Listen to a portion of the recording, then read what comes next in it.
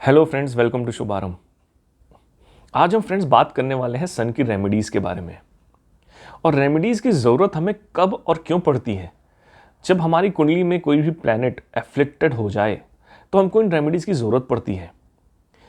जैसे अगर सन आपका डेबिलिटेट हो जाए यानी नीच का हो जाए, या फिर सन आपका ग्रहण योग में चला जाए यानी राहु केतु के साथ बैठ जाए, या फिर सन आपका अमावस्या अवस्था में चला जाए यानी मून और सन दोनों एक साथ बहुत ही क्लोज कंजंक्शन में आ जाए, या फिर सन आपका किसी तरीके के मैलेफिक इंपैक्ट में आ जाए यानी सैटर्न के साथ आ जाए, मंगल के साथ आ जाए। और कुछ स्पेसिफिक राशियां भी होती हैं जिनमें अगर सन चला जाता है तो हम अफ्लिक्टेड मानते हैं। कुछ स्पेसिफिक पोजीशंस, कुछ हाउसेस हैं जिनमें हम जाने पे सन को अफ्लिक्टेड मानते हैं। तो बेसिकली यानी अगर आपका सन अफ्लिक्ट हो जाए तो ऐसी सिचुएशंस में सन आपकी लाइफ में बहुत बड़ा इम्पैक्ट कर देता है। इसलिए ज़रूरी होता है ऐसी सिचुएशन में कि आप सन की रेमेडीज़ करें। अब आपकी लाइफ में कौन से ऐसे एरियाज हैं और किस तरीके का इंपैक्ट आपकी लाइफ में पड़ सकता है अगर सन आपका एफ्लिक्टेड हो। तो चलिए सबसे पहले तो इसको समझते हैं, फिर हम बात करेंगे सन की रेमेडीज के बारे में। हर एक तरीके से देखेंगे कि किस किस तरीके की सिचुएशन में हमें किस तरीके की रेमेडी को करना चाहिए। तो सबसे पहले बात करते हैं कि आखिर सन है क्या। हमें ये जानना बहुत ज़रूरी है कि सन से हम किन चीज़ों को देखते हैं, सन क्या रोल प्ले करता है हमारी लाइफ में। तो फ्रेंड्स, सभी प्लैनेट्स में जो सबसे इंपॉर्टेंट प्लैनेट माना जाता है वो माना जाता है सन, क्योंकि ये जीव आत्मा है। सन के बगैर लाइफ है ही नहीं। जाहिर सी बात है, फोटोसिंथेसिस जैसी चीज अगर नहीं होगी तो लाइफ हो ही नहीं सकती प्लैनेट पे, वो पनप ही नहीं सकती। तो सन एनर्जी है जिससे हर ग्रह को एनर्जी मिलती है। पूरे सोलर सिस्टम में एक लौता सन ही ऐसा है जो स्थिर है, कांस्टेंट है। वो एक ही जगह रहता है, वो किसी की परिक्रमा नहीं करता, क्योंकि वो किंग है, इसीलिए उसको किंग बोला जाता है। और सभी ग्रह सन के इर्द गिर्द घूमते हैं। तो जिस तरह सोलर सिस्टम में सन की भूमिका है, सभी प्लैनेट्स के बीच में सन एक किंग की तरह है और उस सोलर सिस्टम का कोर है। उसी तरीके से सन हमारी लाइफ में यानी एस्ट्रोलॉजिकल पॉइंट ऑफ व्यू से सन से हम फादर को देखते हैं। सन आपकी बॉडी का कोर है यानी आपका हार्ट, उसको हम सन से देखते हैं। सन से हम आपकी बॉडी देखते हैं यानी आपका जो ईगो, जो एटीट्यूड है, वो सन से देखा जाता है। आपकी बॉडी का जो इम्यूनिटी सिस्टम है उससे भी हम सन को देखते हैं। सन को काल पुरुष कुंडली में काल पुरुष कुंडली की आत्मा माना जाता है, इसलिए सन से हम सोल को भी देखते हैं। सन से आपके इंटेलिजेंस को देखा जाता है। सन से हम देखते हैं कि आपको किस तरीके की मेडिसिन की नॉलेज होगी। सन से हम देखते हैं आपकी पंक्चुअलिटी, आपकी रेगुलरिटी, आप कितने पंक्चुअल हैं, ये हम सन से देखते हैं। सन से देखा जाता है कि आपके अंदर कितनी स्ट्रेंथ है चीज़ों को फेस करने की। सन से हम ऑनर को देखते हैं। सन से हम गवर्नमेंट को देखते हैं। सन से हम रिस्पेक्ट को देखते हैं। जाहिर सी बात है, एक किंग के लिए सबसे इंपॉर्टेंट उसका ऑनर, उसकी स्टेटस, उसका रिस्पेक्ट होता है। सन से सोसाइटी को भी देखा जाता है। सन से हम टेम्पल्स को भी देखते हैं। बेसिकली सन्स के बहुत सारे सिग्निफिकेंस हैं। ये तो मैंने आपको कुछ चंद सिग्निफिकेंस बताए हैं, लेकिन ये सारे इंपॉर्टेंट वन है क्योंकि मोस्टली इनका यूज किया जाता है। तो अब सन के सिग्निफिकेंसेस तो हमने जान लिए, लेकिन हम कुछ चीज़ों के बारे में समझ लेते हैं कि ऐसा क्यों हम मानते हैं। जैसे सन से हम फादर को देखते हैं, बट क्यों देखते हैं। जिस तरीके से हमारे सोलर सिस्टम में सन को किंग माना जाता है और ये माना जाता है कि सन ही होल एंड सोल है, यानी हमारा पूरे जो गैलेक्सी है वो सन की वजह से ही है, टिकी हुई है, उसकी ग्रेविटेशनल फोर्स की वजह से टिकी हुई है। तो सन को कहा जाता है कि सन के करीब ना तो कोई ग्रह आ सकता है, ना तो कोई ग्रह उससे दूर जा सकता है। यानी बहुत क्लोज आ जाएगा सन के तो कंबस्ट हो जाएगा, अपनी सारी पावर खो देगा। और ठीक इसी तरीके से अगर आप देखेंगे, सन जिस तरीके से सोलर सिस्टम में प्रोटेक्शन देता है, वैसे ही आपके घर में, और सन सुप्रीम है सोलर सिस्टम में, वैसे ही आपके घर में कौन सुप्रीम है, तो आपके फादर आपके घर में सुप्रीम है। आपके फादर हैं जो पूरी फैमिली को प्रोटेक्शन देते हैं। और क्या होता है जब आपके घर में कोई भी अपने फादर के क्लोज आ जाए, हम कुछ नहीं बोलते, हम फादर को रिस्पेक्ट देते हैं। फादर जो कहते हैं हमें करने के लिए हम वो करते हैं, यानी हम उनकी हर एक बात मानते हैं, उनके ऑर्डर्स को फॉलो करते हैं। इसलिए सन से फादर को देखा जाता है। अब क्या होगा अगर सन आपका एफ्लिक्ट हो जाए? तो सबसे पहले समझते हैं कि फादरली फिगर में क्या इंपैक्ट आएगा। अगर सन आपका डेबिलिटेट हो जाए, यानी नीच का हो जाए, यानी सन आपका अगर लीब्रा राशि में है, किसी भी हाउस में है लेकिन लीब्रा राशि में है, तुला राशि में है, तो सन आपका डेबिलिटेट है यानी नीच का है। ऐसी सिचुएशन में जो सबसे पहला इंपैक्ट सन का आएगा वो आएगा आपके फादर के साथ आपके रिलेशनशिप में। मान लीजिए अगर आप मेष लग्न कुंडली है यानी कालपुरुष कुंडली है आपकी, और सन आपका 7th हाउस में डेबिलिटेट का है, तो सबसे पहले तो वो आपके फादर के साथ रिलेशंस को डिस्टर्ब कर देगा। फादर से होने वाले गेन्स आपके खत्म हो जाएंगे, आपकी मैरिज लाइफ को भी डिस्टर्ब करेगा, कॉन्फ्लिक्ट्स करा देगा। आप अपने फादर के साथ बॉन्डिंग ही नहीं बना पाएंगे, आप अपने वाइफ या अपने मैरिज लाइफ में आप एक बॉन्डिंग ही नहीं ढूंढ पाएंगे, एक रिलेशनशिप ही नहीं ढूंढ पाएंगे, कटे कटे से रहेंगे आप। और यही चीज अगर सन डेबिलिटेशन अगर आपका लग्न पे हो जाए तब क्या इंपैक्ट आएगा? लग्न बहुत इंपॉर्टेंट होता है किसी भी कुंडली के लिए, क्योंकि लग्न हमारा ईस्टर्न डायरेक्शन, ईस्टर्न होराइजन है, यानी ईस्ट होराइजन से जो भी साइन उदय हो रहा है, वहां से वो जो भी साइन आ रहा है उसे हम कहते हैं, वो साइन हमारा कहा जाता है कि ये हमारा लग्न है, जहां से यानी कि सूर्य उगता है, यानी सूर्य जहां से राइज करता है। तो अगर सन आपका फर्स्ट हाउस में बैठ जाए, यानी आपके लग्न में बैठ जाए और डेबिलिटेट हो जाए, बेसिकली आप अगर तुला लग्न के हैं और सूर्य आपका लग्न में बैठा है यानी आपका सन डेबिलिटेट है, नीच का है, तो लग्न आपकी बॉडी है, लग्न आपके हिडन एनिमीज हैं, आपका इम्यूनिटी सिस्टम है। जैसे ही सन वहां डेबिलिटेट होगा यानी आपका इम्यूनिटी सिस्टम वीक होगा, इमीडिएटली आप क्या देखेंगे कि आप बहुत आसानी से आपकी बॉडी किसी भी तरीके के जो डिजीजेस हैं उनसे तुरंत इफेक्ट हो जाएगी, चाहे कैंसर हो, चाहे कोरोना हो, चाहे डायबिटीज हो, या हार्ट से रिलेटेड कोई इशू, कोई भी इशू आपके हेल्थ को तुरंत इंपैक्ट करेगा। और अगर लग्न और फर्स्ट हाउस से हम अपने हिडन एनिमीज को भी देखते हैं।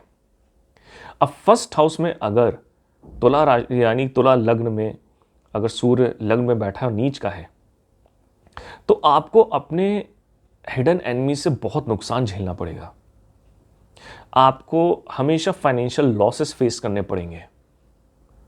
क्यों करने पड़ेंगे? क्योंकि तुला लग्न के लिए सन आपके 11th हाउस को रूल करता है। 11th हाउस आपका इनकमिंग गेन्स का होता है, आपके स्टेटस का होता है, आपके रिकॉग्निशन का होता है, आपको डीफेम फेस करने को मिलेगा अपने एनिमीज की वजह से, डिसरिस्पेक्ट मिलती है सोसाइटी में एनिमीज की वजह से, अचीवमेंट्स का होता है, आपके क्रेडिट्स दूसरे लेके चले जाएंगे। तो सन अगर आपका डेबिलिटेट है, आपका नीच का है, तो बहुत से इंपैक्ट आपके लाइफ में, बहुत कोर इंपैक्ट होता है ऐसी सिचुएशन में आपकी लाइफ में। तो ऐसी सूरत में हमारे लिए बहुत जरूरी हो जाता है कि हम अपने सन को स्ट्रांग बनाएं। एक बात आपको बताता हूं, बहुत सीक्रेट, जो हमारा बिहार साइड का रीजन है, नॉर्थ इंडिया में हमारे बिहार साइड के रीजन में छठ पूजा मनाई जाती है। कभी आपने नोटिस किया ये छठ पूजा मनाई क्यों जाती है और किस टाइम मनाई जाती है? ये छठ पूजा ठीक उस समय मनाई जाती है जिस समय सन डेबिलिटेट अवस्था में आते हैं। सन डेबिलिटेट अवस्था में कब आते हैं? 15 अक्टूबर से 15 नवंबर के बीच का ये जो टाइम फ्रेम होता है, ये सन का डेबिलिटेशन टाइम फ्रेम होता है। इसी बीच में छठ पूजा मनाई जाती है ताकि सन को हम स्ट्रेंथ दे सकें। और छठ पूजा इसलिए बहुत इंपॉर्टेंट होती है। बहुत से रीजन्स में छठ पूजा को नहीं माना जाता है, but it is just like कि क्योंकि हमें वो इन्फॉर्मेशन नहीं है, हम वो पास वो नॉलेज नहीं है, इसलिए हमको लगता है ये पूजा लोग ऐसे ही करते हैं। बट कुछ भी सोसाइटी में ऐसे ही नहीं होता है।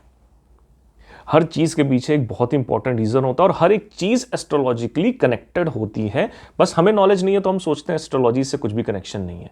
हमको लगता है हमारे इर्द गिर्द बहुत मॉडर्न सोसाइटी है, बट हर एक चीज़ हमारे लाइफ के इर्द गिर्द एस्ट्रोलॉजिकली कनेक्टेड है।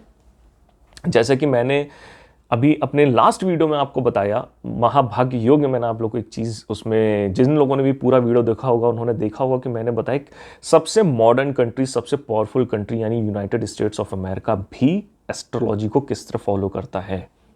वो सबसे पावरफुल टाइम को साल के इस्तेमाल करता है अपने सबसे इंपॉर्टेंट अनाउंसमेंट्स में, यानी आपके प्रेसिडेंट्स की ओथ में। हर ओथ हर प्रेसिडेंट की उसी टाइम फ्रेम में होती है, जो ऑलमोस्ट 20 जनवरी से 24 जनवरी के बीच का टाइम है। तो सन अगर डेबिलिटेट होता है तो बहुत इंपॉर्टेंट और बहुत ज़रूरी हो जाता है हमारे लिए कि हम सन को मजबूत करें, उसकी रेमेडी करें, ताकि जो हमारे लाइफ में आने वाली प्रॉब्लम्स या ऑब्स्टिकल्स हैं, चाहे हेल्थ रिलेटेड इश्यूज़ हों, चाहे एनिमी से रिलेटेड इश्यूज़ हों, चाहे फाइनेंशियल से रिलेटेड इश्यूज़ हों या कैरियर से रिलेटेड इश्यूज़ हों, उनको हम रिड्यूस कर पाएँ उस लेवल तक जहां पे उसका इंपैक्ट बहुत भारी ना पड़े हम पे।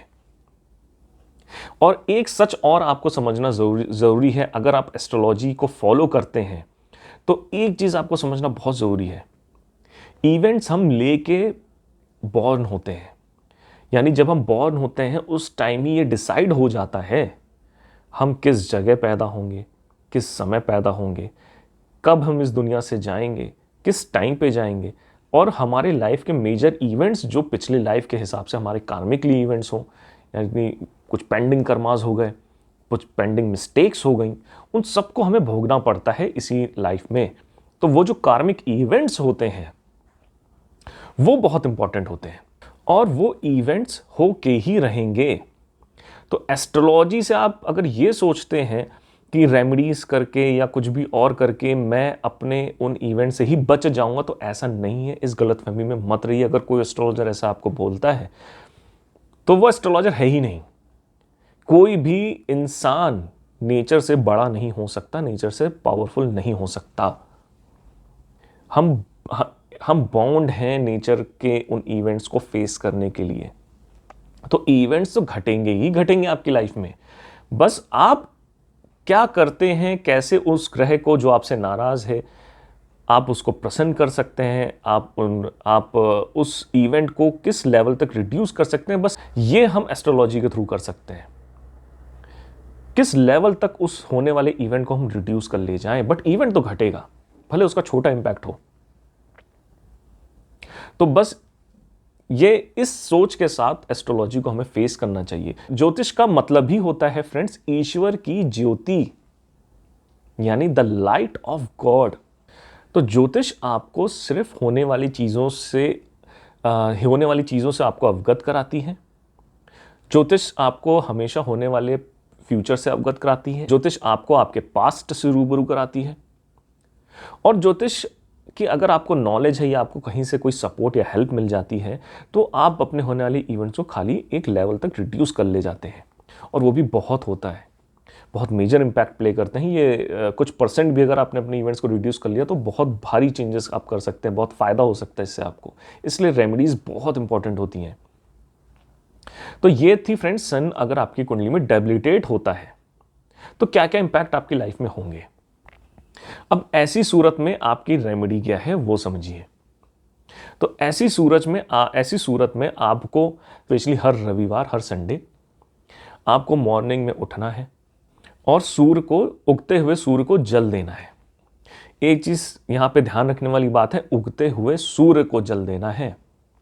ऐसा नहीं है कि आप अगर 10-11 बजे उठ जाते हैं जब सूर्य अपने पीक पे होता है तो आप चल देंगे, तो उसका इम्पैक्ट नहीं आएगा, क्योंकि आपकी लाइफ में सूर्य की एनर्जी बहुत कम है।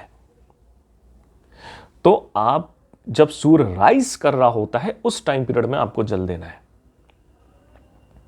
तो जल भी आपको कैसे देना है ये भी मैंने इससे पहले शायद शनि की वीडियो में बताया है, सैटर्न रेमेडीज में बताया है, या शायद मकर संक्रांति मैंने ये चीज़ मेंशन करी थी कि सन को जल देने का एक खास तरीका होता है। ये हमारे शास्त्रों में कहा गया है।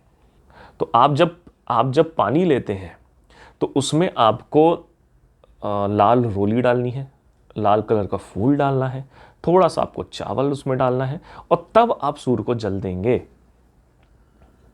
अब दूसरी चीज सुनिए, कौन से मंत्र का इस्तेमाल आपको करना है। तो अगर आपका सूर्य डेबिलिटेट है तो सूर्य जल देते समय जो आपको जप करना है वो करना है सूर्य का सप्ताक्षर मूल मंत्र का जप करना है। ये मंत्र भगवान श्री कृष्ण ने सांब को बताया था। हमारे भविष्य पुराण में इसका जिक्र मिलता है और ये मंत्र था प्रोटेक्शन का मंत्र। यानी जब सूर्य आपका कमजोर हो और आपको प्रोटेक्शन चाहिए हो तो इस मंत्र का इस्तेमाल करिए। और ये मंत्र है ओम खगोलकाय स्वाहा। ये मंत्र मैं डिस्क्रिप्शन में डाल दूंगा, तो आप अगर कंफ्यूज्ड हो कि क्या प्रोनाउंसिएशन मैंने किया है तो ये डिस्क्रिप्शन से आप जाके इस मंत्र को पढ़ सकते हैं।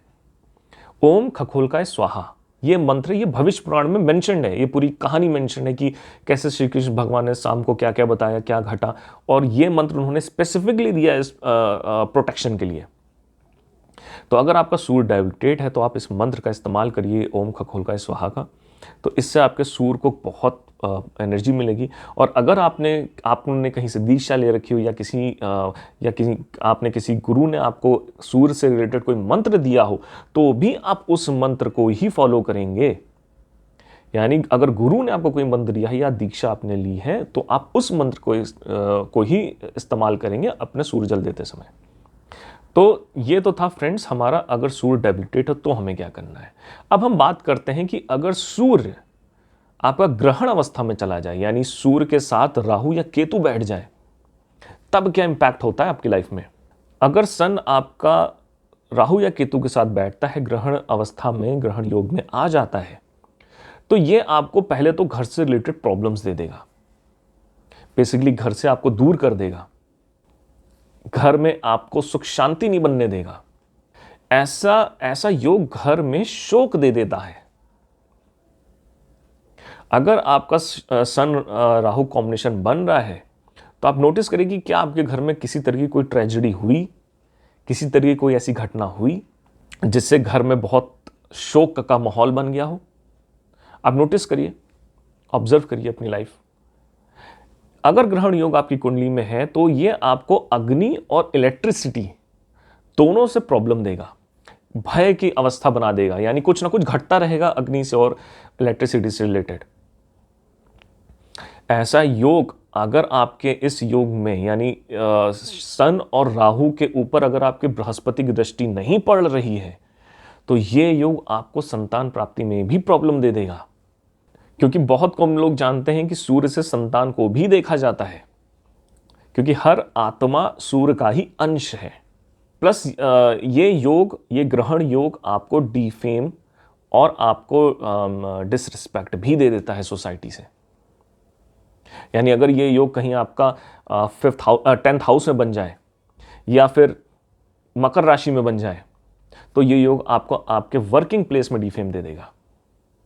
ये योग अगर आपका 8th हाउस में बन जाए या वृश्चिक साइन में बन जाए तो किसी तरीके का स्कैंडल करा देगा।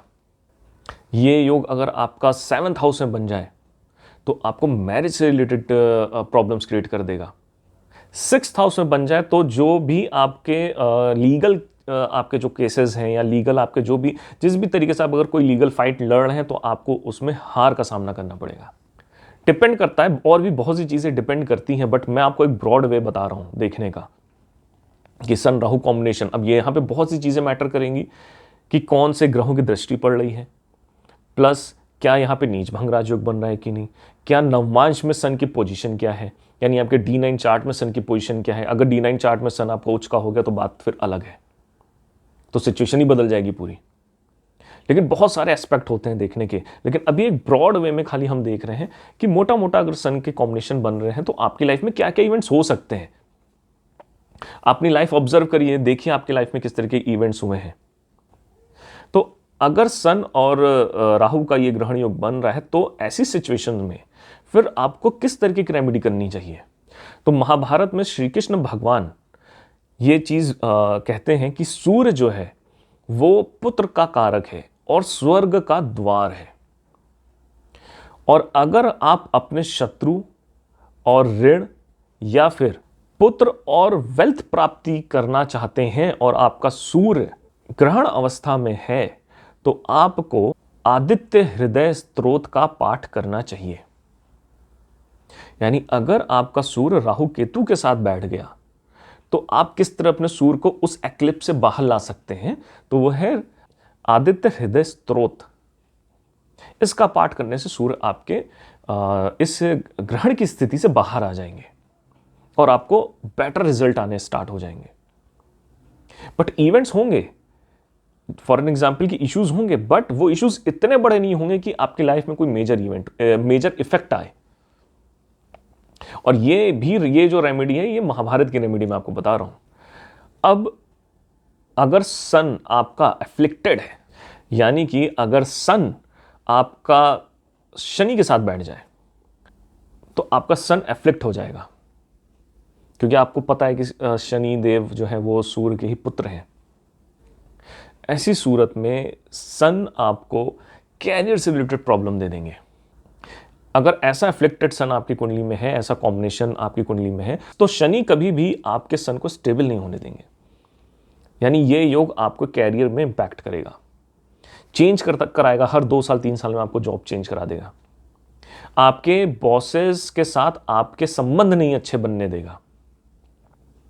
हमेशा आप नोटिस करेंगे कि आपके बॉसेस से आपको हमेशा प्रेशर और एक हीटेड आर्ग्यूमेंट्स को फेस करना पड़ेगा। ये एफ्लिक्शन आपको इनहेरिटेंस प्रॉपर्टीज में भी से रिलेटेड इशू भी दे देगा। ये एफ्लिक्शन आपको हेल्थ रिलेटेड इशू भी देगा। अगर ये आपका कॉम्बिनेशन आपके 12th हाउस में बन जाए या फिर 8th हाउस में बन जाए, तो आप नोटिस करेंगे कि आपकी एक हैबिट होगी, हैबिट अपने सर्वेंट्स पे शाउट करने की, चिल्लाने की। यहां आप नोटिस करेंगे कि अगर इस तरीके की चीज अगर आपसे हो रही है, तो सन जिस भी हाउस का लॉर्ड है, यानी जो सिंह राशि है वो जिस भी हाउस पे है, वहां से रिलेटेड आपको प्रॉब्लम्स आनी शुरू हो जाएगी। वहां आपकी ट्रांसफॉर्मेशन होने लगेगा, वहां बहुत बड़े लेवल पे आपके अप्स डाउन होने लगेंगे लाइफ में, मेजर इवेंट्स स्टार्ट हो जाएंगे। प्लस ये कॉम्बिनेशन आपको हार्ट डिजीज भी देता है, क्योंकि सन हमारा हार्ट है, सन आपका कोर है, आपकी बॉडी का कोर आपका हार्ट है। उससे रिलेटेड इशू दे देगा, ब्लॉकेजेस बना देता है, क्योंकि शनि आपको लिमिट करते हैं, शनि बाउंड्री है, रोकते हैं। शनि हमारे स्पेस के सबसे आउटर प्लैनेट है, वो लिमिट करते हैं, सब कोई शनि के बाउंड्री के अंदर में है।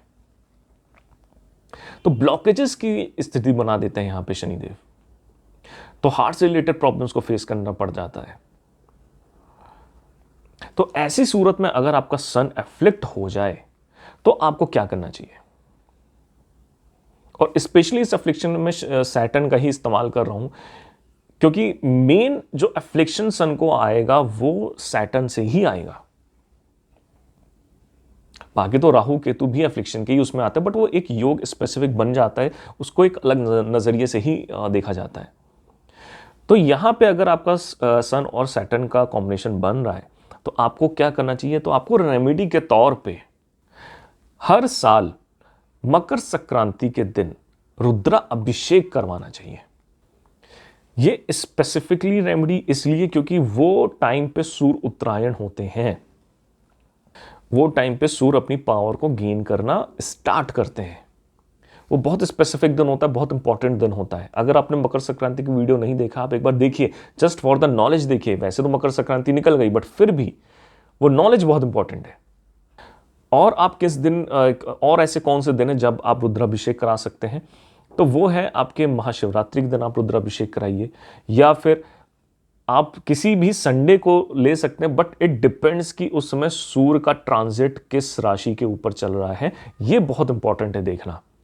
ट्रांजिट को देख के ही फिर आप किसी भी संडे को चूज कर सकते हैं रुद्राभिषेक। सूर्य उस ट्रांजिट में एक मित्र की राशि में होने चाहिए या उच्च के होने चाहिए। जैसे अप्रैल के टाइम पीरियड में आप 15 अप्रैल से लेकर 15 मई के बीच में अगर ये काम करते हैं, तो आपको बहुत अच्छा रिजल्ट मिलेगा, क्योंकि सूर्य उसमें उच्च के होते हैं। सूर्य उसमें आप अगर उसमें भी स्पेसिफिकली अगर आप अश्विनी नक्षत्र में करते हैं, तो आपको बहुत फायदा मिलेगा, क्योंकि अश्विनी नक्षत्र हीलिंग का नक्षत्र है। वो क्योर करता है, वो सिर्फ डिजीजेस क्योर नहीं करता। अश्विनी नक्षत्र अश्विनी नक्षत्र बहुत ही इंपॉर्टेंट रोल प्ले करता है हमारे कर्मों से रिलेटेड। वो आपके पास्ट के बैकलॉग्स को भी क्योर करता है। और अगर आप सन की पूरी स्टोरी जो मैं बनाऊंगा कि सन का बर्थ के बारे में, सन के लाइफ की इवेंट्स के बारे में, बेसिकली सन है क्या, इसको मैं डिटेल में एक वीडियो जब बनाऊंगा तो आप इस चीज़ को नोट करेंगे कि अश्विनी कुमारों का, जो अश्विनी नक्षत्र के लॉर्ड हैं, उनका इम्पैक्ट कर्मों पे कितना ज़्यादा पड़ता है। उनके ही इम्पैक्ट की वजह से सन भी अपनी पावर को रीगेन कर पाए थे।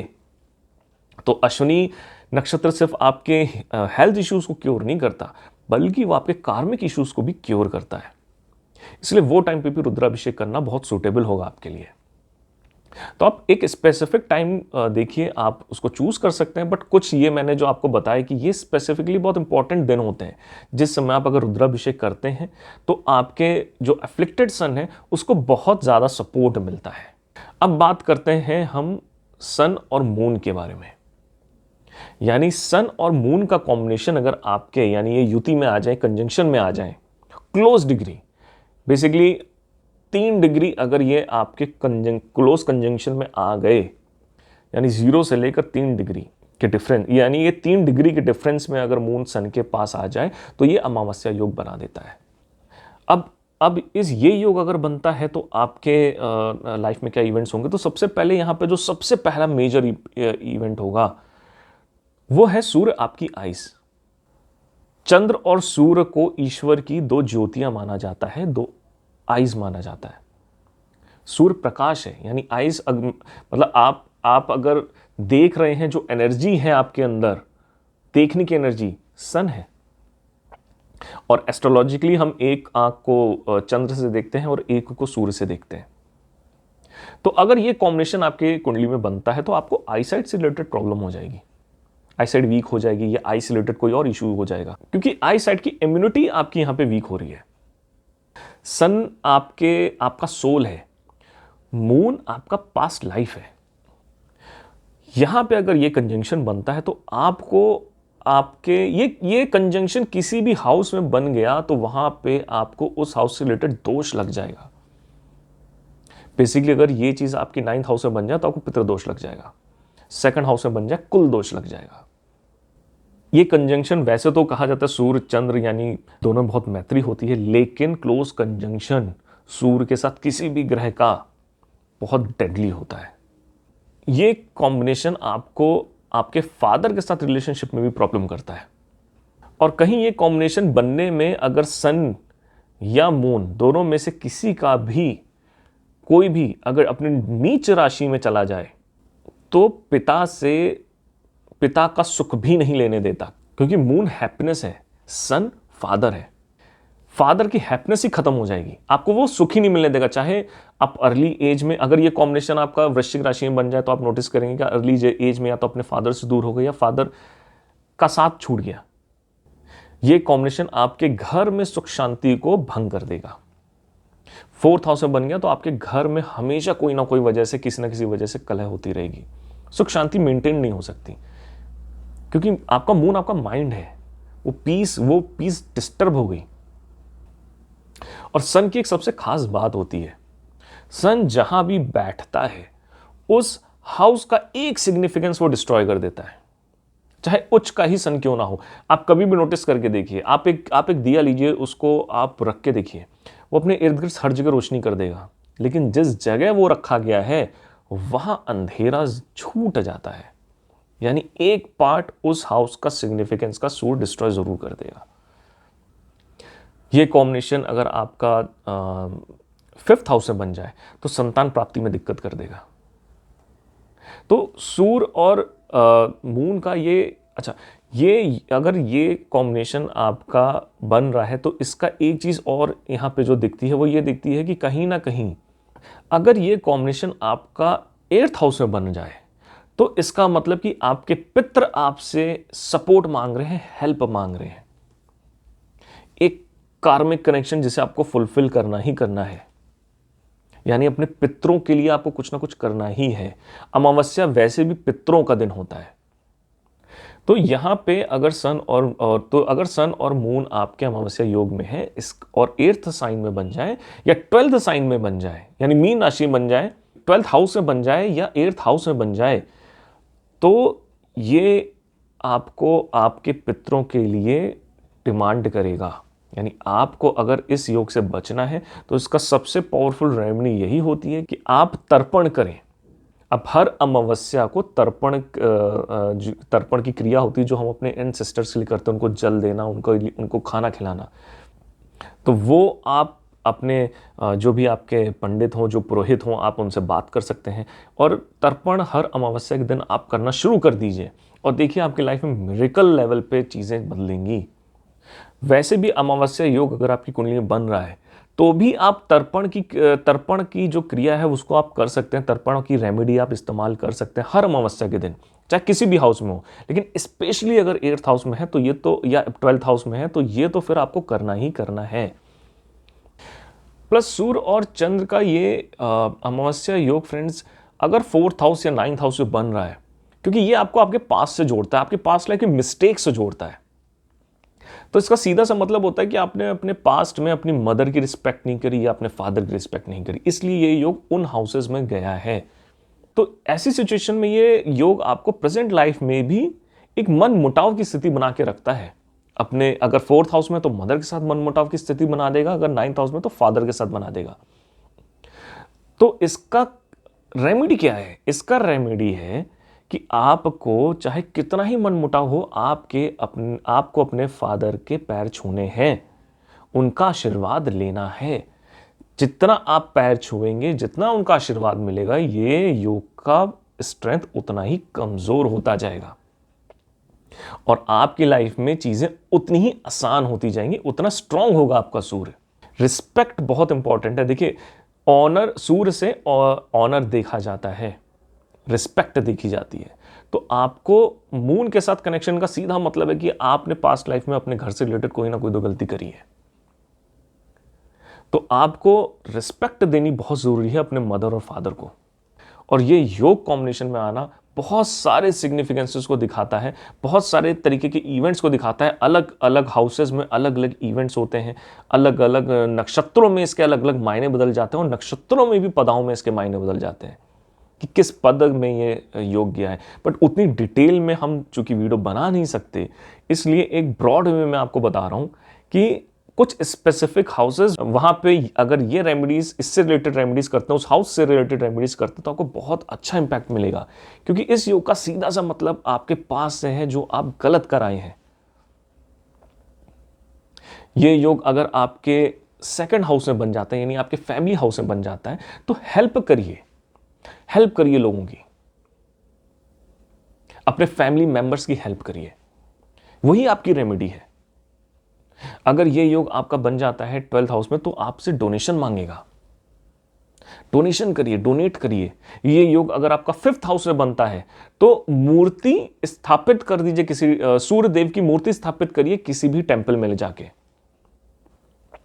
एक बात ध्यान रखिएगा, मूर्ति की प्राण प्रतिष्ठा नहीं करानी है सूर्यदेव की। और ये मैं नहीं कह रहा, ये मार्कंडेय पुराण कहता है कि सूर्यदेव की मूर्ति की प्राण प्रतिष्ठा नहीं करानी चाहिए, अन्यथा आपके कुल का वंश ग्रोथ रुक जाएगा, कुल वंश बढ़ता ही नहीं है। खास तौर पर अगर 5th हाउस में ये योग बन रहा है। मंदिर में मूर्ति की स्थापना करना बहुत ही पावरफुल रेमेडी माना गया है सूर्य के लिए। इवन मंदिर बनाने से ज्यादा इंपॉर्टेंट मूर्ति बनाना है। और ये भी मैं नहीं कह रहा, और ये कहता है अग्नि पुराण। अग्नि पुराण कहता है कि सूर्य की सबसे, अगर आपको सूर्य को प्रसन्न करना है तो मंदिर से ज्यादा पावरफुल है कि आप मूर्ति की स्थापना करें। शास्त्र, मेरा मानना होता है फ्रेंड्स कि शास्त्र हमारी लाइफ में, यानी हमारे पूर्वज, हमारे ऋषि, उन्होंने जो शास्त्र में लिखा है वो बहुत इंपॉर्टेंट चीज है। तो शास्त्रों को हमेशा ध्यान में रखना चाहिए रेमेडीज करते समय। तो ये था फ्रेंड्स हमारा सूर्य की रेमेडी से रिलेटेड वीडियो। तो अगर ये वीडियो फ्रेंड्स आपको पसंद आया हो तो सब्सक्राइब करिए हमारे चैनल को, लाइक करिए और शेयर करिए। प्लस बेल नोटिफिकेशन आइकन को जरूर दबाइए ताकि आपको हमारे कोई भी वीडियोस के अपडेट रिसेंटली तुरंत मिल सके। तो चलिए friends, thank you so much कि आपने अपना टाइम दिया इस वीडियो के लिए। मिलते हैं हम अपने अब अगले वीडियो में।